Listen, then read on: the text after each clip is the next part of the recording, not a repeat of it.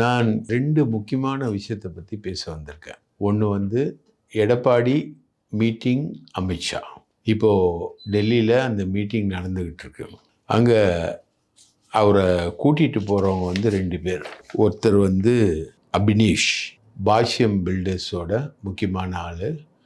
ஓபிஎஸ்ஸ வந்து ஒரு 800 கோடி ரூபாய், 900 கோடி ரூபாய் ஏமாத்துனவரு. சென்னை நகர்ல பல இடங்கள்ல பில்டிங் கட்டிக்கிட்டு இருக்கவரு. தமிழ்நாட்டோட அதானி. அவர் வந்து கூட்டிட்டு போறாரு. இன்னொருத்தர் வந்து ஹர்ஷித். இவர் வந்து ஒரு நார்த் இந்தியன் புரோக்கரு. அவர் செட்டில்டு இன் டெல்லி, ராஜஸ்தானை சேர்ந்தவர். இவர் தான் வந்து எடப்பாடி மற்றும் டீம். வேலுமணி வந்து அங்கே ஏற்கனவே போய் தங்கிட்டாரு, கூட்டிகிட்டு போகிறாங்க. இதில் முக்கியமான கொஸ்டின் என்னென்னா, அமித்ஷா 2 நாளைக்கு முன்னாடி தான் திருச்சிக்கு வர்றாரு, புதுக்கோட்டைக்கு வர்றாரு. அங்கே எடப்பாடி போய் அவரை மீட் பண்ணியிருக்கலாம். ஆனால் அவர் புறப்பட்டு டெல்லிக்கு போன அப்புறம் இவர் ஏன் போய் மீட் பண்ணுறாரு? அப்போது நம்மக்கிட்ட சொன்னது என்னன்னா, ஏடிஎம்கே சோர்சஸ்லேருந்து எடப்பாடி வந்து அமித்ஷாவை மீட் பண்ணி பேசுகிறாரு அப்படின்னு சொன்னாங்க.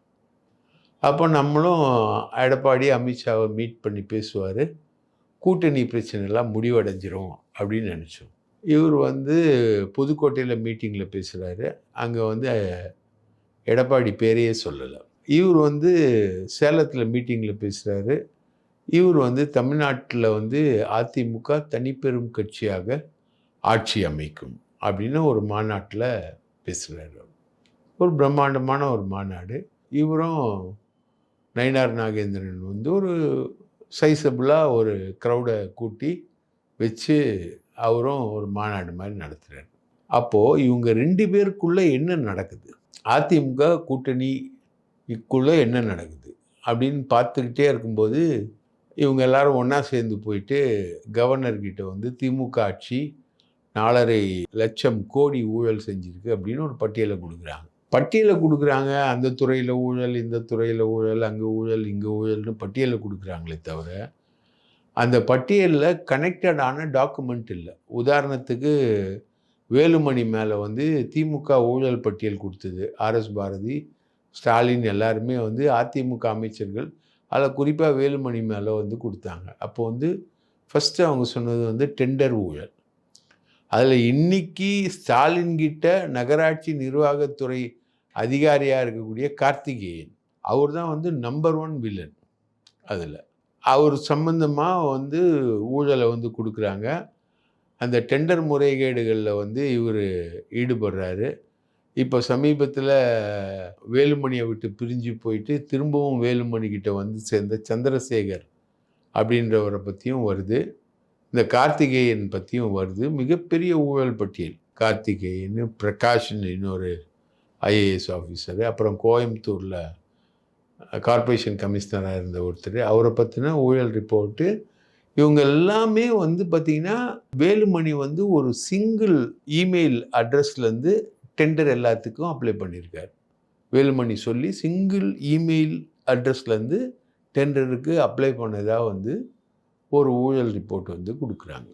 வேலுமணி மேலே தனி கோர்ட் அமைத்து அவர் மீது விசாரணை நடத்தப்படும் அப்படின்னு ஸ்டாலின் வந்து அறிவித்தார் தேர்தல் பிரச்சாரத்திலேயே. கொடநாடு கொள்ளை சம்பந்தமாகவும் ஒரு தனி கோர்ட் அமைக்கப்படும் அப்படின்ற மாதிரி அறிவித்தார்.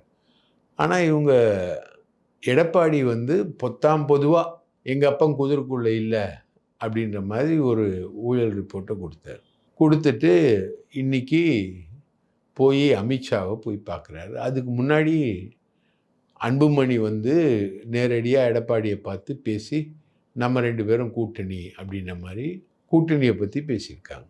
ஸோ ஏன் வந்து அமித்ஷா தமிழகத்துக்கு வந்துட்டு எடப்பாடியை மீட் பண்ணல? 2 பேருக்குமான மோதல் என்ன? ஏன் திடீர்னு அன்புமணி வந்து இங்கே மீட் பண்ணுறாரு? ஏன் திடீர்னு எடப்பாடி போய் கவர்னரை பார்க்குறாரு? திடீர்னு டெல்லிக்கு போகிறாரு? அப்போ அதிமுக கூட்டணிக்குள்ளே என்ன நடக்குது அப்படின்றது வந்து ஒரு பெரிய கேள்வியாக இருந்தது.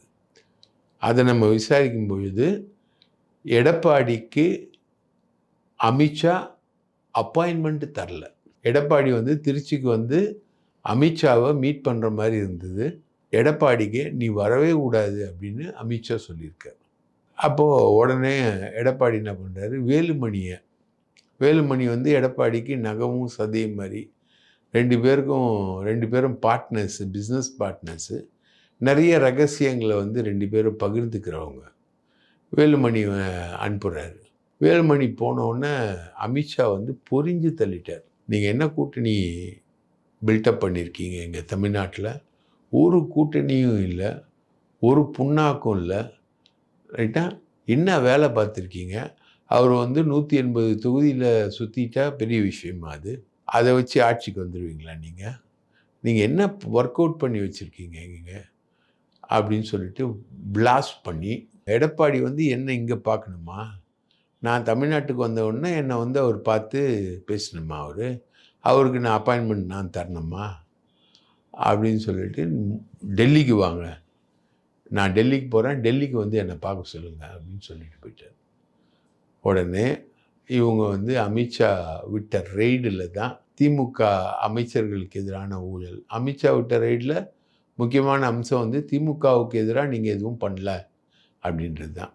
ஏன்னா திமுகவுக்கு எதிராக இவங்க வந்து அமலாக்கத்துறை நடவடிக்கைகளை பிளான் பண்ணிக்கிட்டு இருக்காங்க. அமித்ஷா திமுக அமைச்சர்களுக்கு எதிராக, திமுகவுடைய முதல்வருக்கு எதிராக அவங்க வந்து அமலாக்கத்துறை நடவடிக்கைகளை பிளான் பண்ணிக்கிட்டு இருக்காங்க. அதுக்கு சப்போர்ட்டிவாக இங்கே எதுவுமே இல்லைன்றதுனால தான் இவங்க கவர்னர்கிட்ட போய் 4.5 லட்சம் ரூபாய் ஊழல் பண்ணியிருக்காங்க அப்படின்ற மாதிரி ஒரு ஸ்டேட்மெண்ட்டை கொடுத்துட்டு இவங்க வந்து மீட் பண்ணிவிட்டு, அன்புமணிக்கும் அமித்ஷா ப்ரெஷர் கொடுத்துருக்காரு. நீ என்ன இஷ்டத்துக்கு பண்ணிக்கிட்டு இருக்க? உங்கள் அப்பாவை எதிர்த்து கட்சியை உடைச்சிருக்கீங்க, என்ன நடக்குது? குறைந்தபட்சம் அதிமுகவோட, தேசிய ஜனநாயக கூட்டணியோட கூட்டணி பேச்சுவார்த்தை நீ நடத்த வேணாமா அப்படின்னு அன்புமணியை கேட்டிருக்காரு.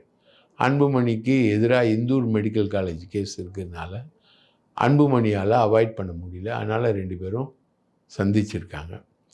அன்புமணி எனக்கு 25 சீட்டு கொடுங்க, ஒரு ராஜ்யசபா சீட்டு கொடுங்க அப்படின்னு கேட்டிருக்காரு. அப்போது எடப்பாடி சொல்லியிருக்காரு, 25 சீட்டு தர முடியாது, ஒரு 17 சீட்டு வேணால் நான் தரேன். ஏன்னா உங்கள் கட்சி வந்து 2ஆக உடஞ்சிருச்சு, உங்கள் அப்பா வந்து ஒரு தனியாக கட்சி நடத்திக்கிட்டு இருக்காரு அப்படின்னு சொல்லும்போது, அப்போது ராஜ்யசபா சீட்டு கொடுத்தீங்கன்னா நான் சௌமியா அன்புமணியை தான் நான் ராஜ்யசபாவுக்கு அனுப்ப போகிறேன். நான் வந்து பெண்ணாகரத்தில் போட்டி போட்டு ஜிகே மணியை நான் தோற்கடிப்பேன். எங்கள் அப்பா தேர்தலில் போட்டி போட மாட்டார், ஜிகே மணி தேர்தலில் போட்டி போடுவார், அவரை நான் தோற்கடிப்பேன். அதனால் எனக்கு இப்போவுமே வந்து சீட்டை கொடுங்க அப்படின்னு. அப்போது எடப்பாடி சொல்லியிருக்காரு, இப்போ 2 சீட்டு காலியாகுது, ஒன்று ஜிகே வாசன், இன்னொன்று தம்பிதுரை. தேமுதிகவுக்கு நான் ஏற்கனவே சீட்டு கொடுக்குறேன்னு சொல்லியிருக்கேன், அவங்களுக்கு இந்த முறை சீட்டு கொடுக்கணும், உங்களுக்கு அடுத்த பிப்ரவரிக்கு மேலே ஒரு ராஜ்யசபா சீட்டு காலியாகவும் அந்த சீட்டை நான் தரேன் அப்படின்னு. இல்லை எனக்கு இப்போவுமே கொடுக்கணும் அப்படின்ற மாதிரி அன்புமணி பேசிட்டு போகிறாரு. இல்லை நம்ம அமித்ஷா சொல்லியிருக்காரு, நம்ம வந்து கூட்டணி 2 கட்சியும் சேர்ந்து கூட்டணி அமைப்போன்றதை இப்போ அறிவிச்சிருவோம் அப்படின்னு சொல்ல உடனே, எனக்கு தான் மாம்பழம் சின்னம் வரணும், நான் தான் ஒரிஜினல் பாமக, இதை நீங்கள் அமித்ஷா கிட்ட நான் சொன்னேன்னு சொல்லிட்டு அழுத்தி சொல்லுங்கள் அப்படின்னு. அதை நான் சொல்லிடுறேன், நீங்கள் தான் பாமக, உங்களுக்கு தான் ஒரிஜினல் சின்னம், நீங்கள் தான் ஒரிஜினல் பாமகன்றதை வந்து தேர்தல் கமிஷன் மூலமாக அறிவிக்கிறதுக்கான ஏற்பாடுகளுக்கு நான் சொல்லிடுறேன் அமித்ஷா கிட்ட அப்படின்னு. நான் டெல்லிக்கு போகிறேன், அமித்ஷா கிட்டே இந்த விஷயத்த நான் சொல்லிடுறேன் அப்படின்ற. இப்போது டெல்லிக்கு போய் அமித்ஷாவை பார்க்குறார். அமித்ஷாவுக்கும் எடப்பாடிக்கும் இருக்கிற முக்கியமான தகராறு என்னென்னா, ஓபிஎஸ்ஸை வந்து கட்சியில் சேர்க்கணும் அப்படின்றது அமித்ஷாவோட டிமாண்ட். எடப்பாடியோட டிமாண்ட் என்னென்னா, ஒருத்தர் வரும்போதே என்னை கட்சியில் கண்டிப்பாக சேர்க்கணும்னு ஒரு கண்டிஷனோடு வந்தார்னா அது வந்து சந்தேகத்துக்குரிய விஷயம், அவரை வந்து நாங்கள் கட்சியில் சேர்க்க மாட்டோம். அவர் வந்து உரிமை மீட்பு அணின்னு ஒன்று வச்சுருக்காரு, அதை வந்து உரிமை மீட்பு கழகமாக மாற்றி அவர் வந்து கூட்டணிக்கு வந்தால் ஓகே, அது ஓபிஎஸ்க்கு. டிடிவியும் அதே மாதிரி அமமுகன்னு வச்சுருக்காரு, அவரும் கூட்டணிக்கு வந்தால் என்டிஏ கூட்டணிக்குள்ளே அவங்க வந்துட்டோம் அப்படின்ற மாதிரி எடப்பாடி சொல்லியிருக்காரு. அதில் பார்த்திங்கன்னா 17 சீட்டு பாமக, 10 சீட்டு டிடிவி, 10 சீட்டு ஓபிஎஸ்ஸு, சசிகலாவுக்கு ஒரு 2 சீட்டோ அது 5 சீட்டுன்னு கேட்குறாங்க அந்த அம்மா. ஸோ 2லேருந்து 5 சீட்டுக்குள்ளே சசிகலாவுக்கு, 25 சீட்டு வந்து அவங்களுக்கு, 17 சீட்டு வந்து இவங்களுக்கு. ரைட்டா? தேமுதிகவுக்கு 8லேருந்து 12 சீட்டு ஒரு ராஜ்யசபா சீட்டு. தேமுதிக சார்பில் சுதீஷ் வந்து ராஜ்யசபா உறுப்பினராக போகிறார். இப்படி ஒரு டீலிங்கை வந்து முடிக்கிறாங்க. இப்போ டெல்லிக்கு போயிட்டு டிடிவியை சேர்க்கணும், ஓபிஎஸ்ஸை சேர்க்கணும் அப்படின்னு சொல்லிட்டு அமித்ஷா ஆர்டர் போட போகிறாரு. இவர் கேட்டு டிடிவியும் ஓபிஎஸ்ஸையும் சேர்க்கணும் அப்படின்னு ஒத்துக்கிட்டு வருவார். இவங்க எல்லாரும் வந்து சந்திக்கிற வைபவம் நடக்கும். இல்லைன்னா அவங்க போய் அமித்ஷாவை சந்தித்து கூட்டணியில் இணைவாங்க. அந்த வைபவமும் நடக்கும். இப்போ அதிமுக கூட்டணின்றது வந்து முழுக்க முழுக்க அதிமுக, பாஜக, பாமக, தேமுதிக, ஜி.கே. வாசன், அதுக்கப்புறம் பொடி கட்சிகள் இருக்குது. ஜான் பாண்டியன், பாரிவேந்தர், ஏசி சண்முகம், இப்படி இந்த பொடி கட்சிகள்லாம் சேர்த்து வரும். இப்போ இதில் என்ன சிக்கல்னா, அன்புமணியே சேர்த்துட்டாங்க.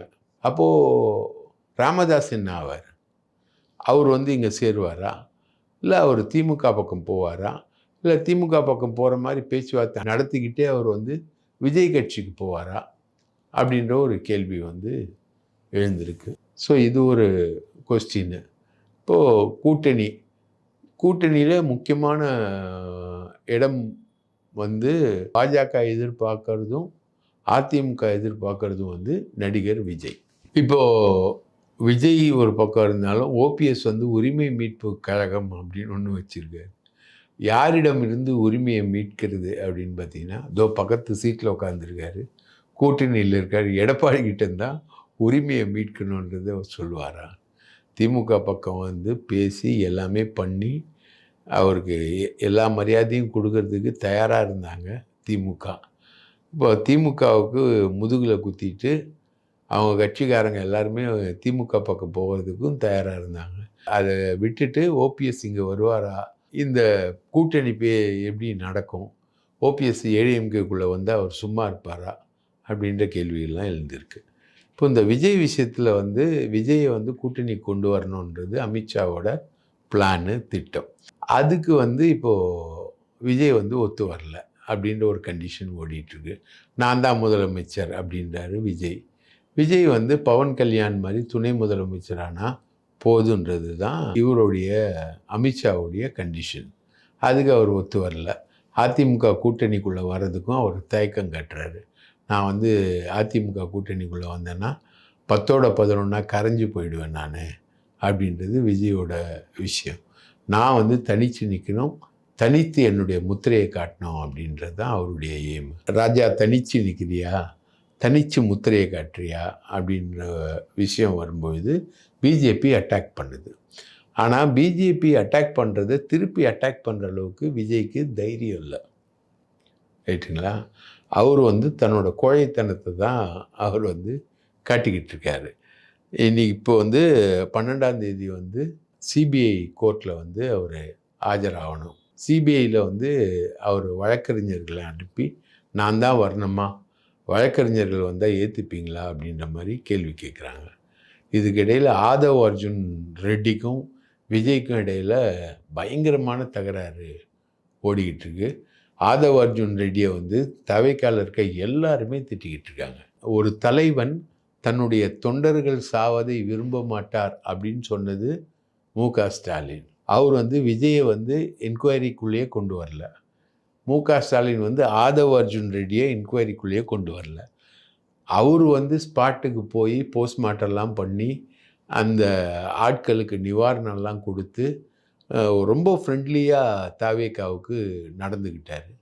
விஜய் தான் அதை தப்பாக திரித்து திமுகவுடைய சதியால் தான் கரூர் சம்பவம் நடந்ததுன்னு பொய் சொல்லிக்கிட்டு இருந்தார். ரைட்டா? அப்போது வந்து விஜய்க்கு சப்போர்ட் பண்ணி பேசினது வந்து பாஜகவும் அதிமுகவும் விஜய்க்கு சப்போர்ட் பண்ணி பேசிகிட்டு இருந்தாங்க. அப்போது அவங்களுடைய எக்ஸ்பெக்டேஷன் என்னன்னு பார்த்தீங்கன்னா, எப்படியாவது விஜய் வந்து அதிமுக கூட்டணிக்குள்ளே வந்துடுவார் அப்படின்றது அவங்களுடைய எக்ஸ்பெக்டேஷனாக இருந்தது. ஆனால் ஆதவ் அர்ஜுன் ரெட்டி தான் வந்து இதில் குழப்பி விட்டது.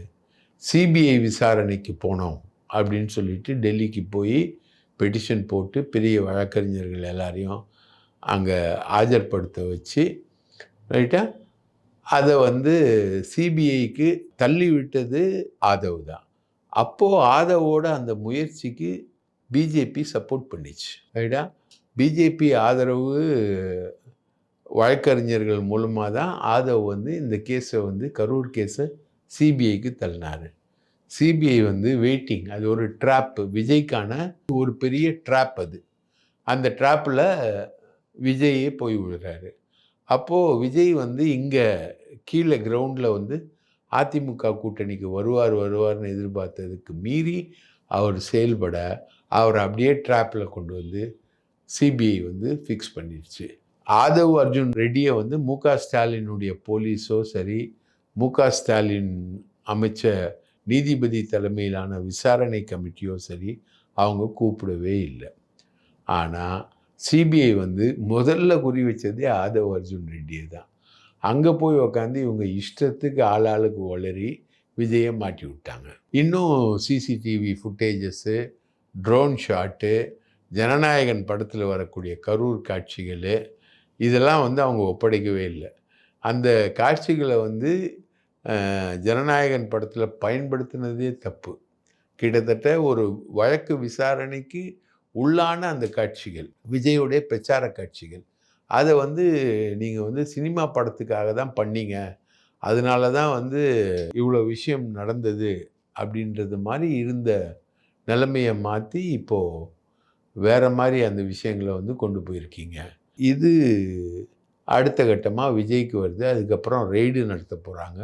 விஜயை வந்து முழுக்க மாட்டி விட்டது ஆதவ் அர்ஜுன் ரெட்டி தான் அப்படின்னு தாவேக்காலருக்கு எல்லாருமே பயங்கரமாக கவலைப்படுறாங்க.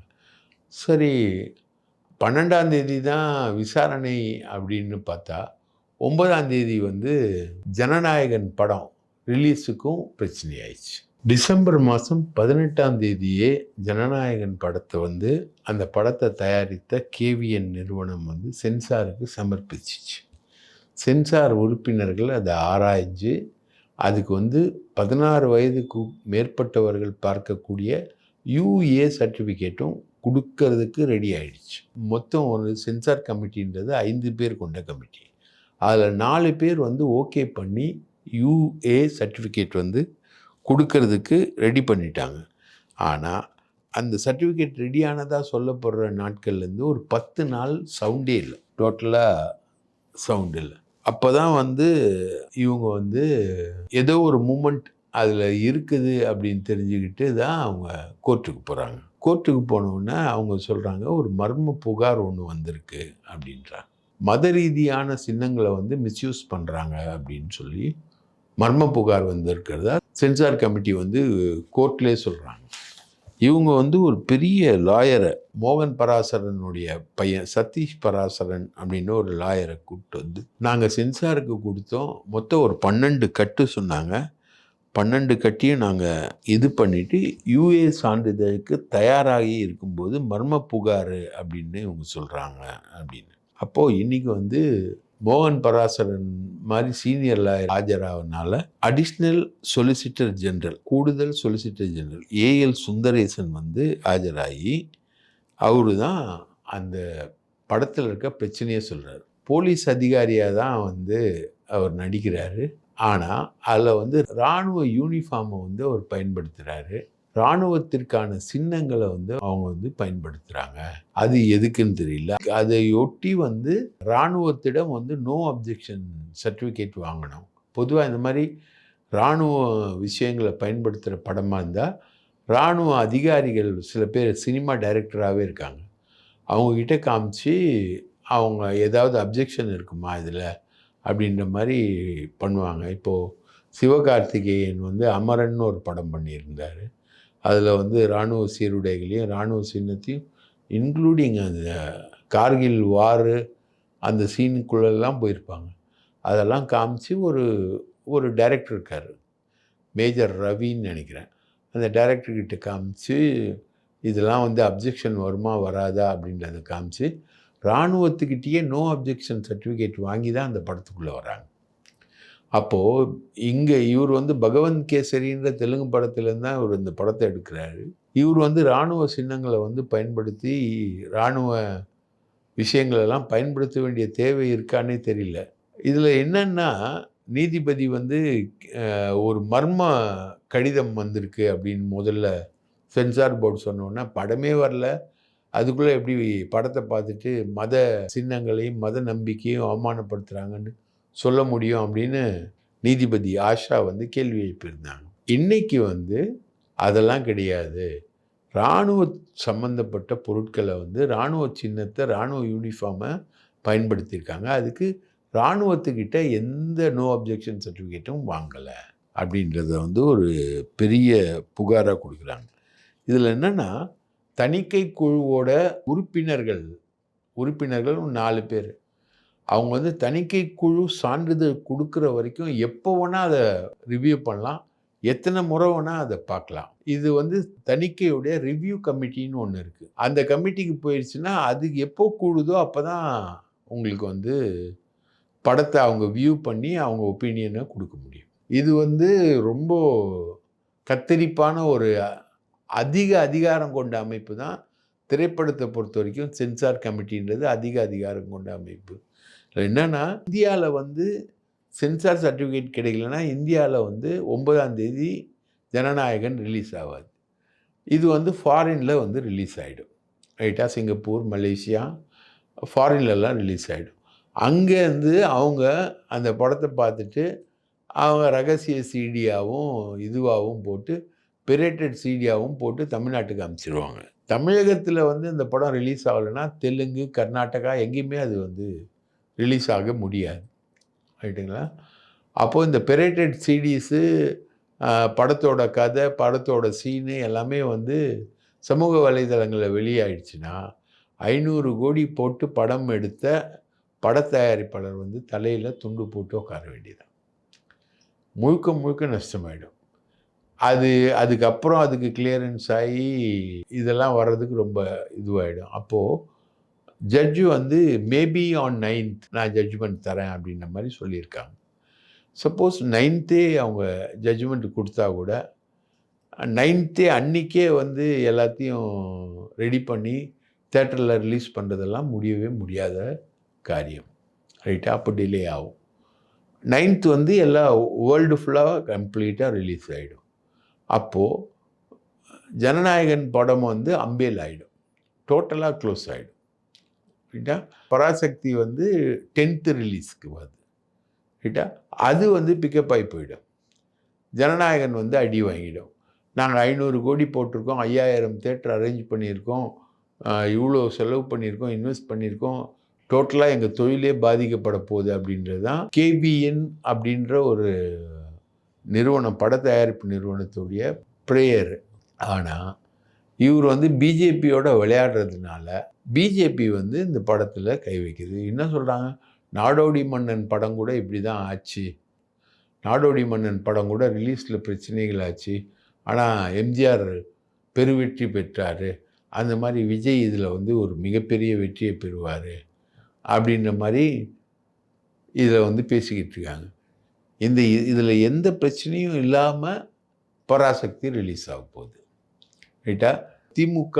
திமுகவுடைய ஐடி விங்கு இவங்கெல்லாம் வந்து சன் டிவியில், கலைஞர் டிவியில் போடாமல் சன் டிவியில் வந்து பராசக்தி ட்ரெய்லரை ரிலீஸ் பண்ணி அதை வந்து பெரிய அளவுக்கு கொண்டு போய் ஜனநாயகனுக்கு ஒரு பெரிய காம்படிட்டிவான விஷயத்தை ஏற்படுத்தி ஜனநாயகன் இதை வந்து யூடியூப்பில் பார்த்ததை விட பராசக்தியை பார்த்தவங்க தான் யூடியூப்பில் அதிகம் அப்படின்ற மாதிரிலாம் இமேஜை ஏற்படுத்தி கொண்டு போகிறாங்க அப்படின்ற மாதிரி இருக்கக்கூடிய சிக்கல்.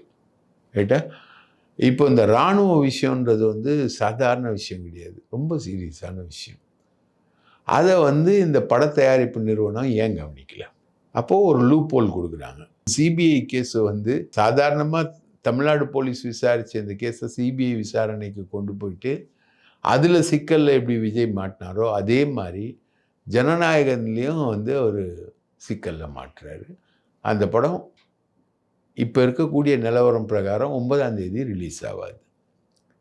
அதை மீறி எதனா ஒன்று நடந்தால் தான் 9ஆம் தேதி அதுக்கான ரிலீஸ் வந்து வரும். இப்போ 9ஆம் தேதி ஜட்ஜி வருவார். காலையில் கேஸ் எடுப்பாங்களா இல்லை மத்தியானம் கேஸ் எடுப்பாங்களா தெரியாது. அதுக்கப்புறம் ஆர்டர் வரணும். ஆர்டர் வந்தோடனே அதை எதிர்த்து அப்பீல் போவாங்க. சென்சார் போர்டு வந்து இந்த ஆர்டரை எதிர்த்து அப்பீல் போவாங்க. அப்பீல் போனாங்கன்னா அந்த படத்தோட நிலவரம் என்ன வரும்?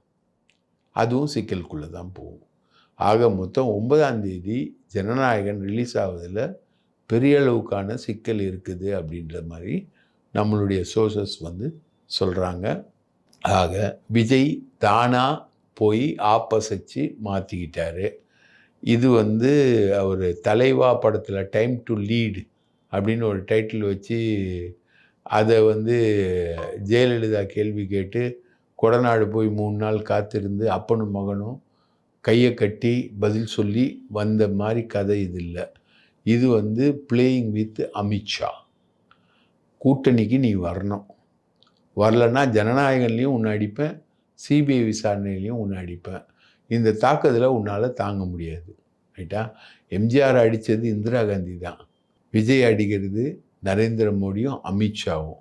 ஸோ பிரச்சனைகள் பெரிய அளவுக்கு சிக்கலில் மாட்டியிருக்கிறார் விஜய். இவரை காப்பாற்றுவதற்கு எடப்பாடி உட்பட யாருமே தயாராக இல்லை.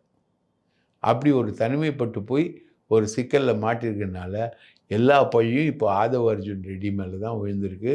ஆதவ் அர்ஜுன் ரெட்டி விரைவில் தாவேகாவை விட்டு வெளியேறுவார் என்று சொல்லப்படுகிறது. இதுவரை எனக்கு கிடைத்த தகவல்களை உங்களிடம் பகிர்ந்து கொண்டேன். வாய்ப்பளித்ததற்கு மிக்க நன்றி.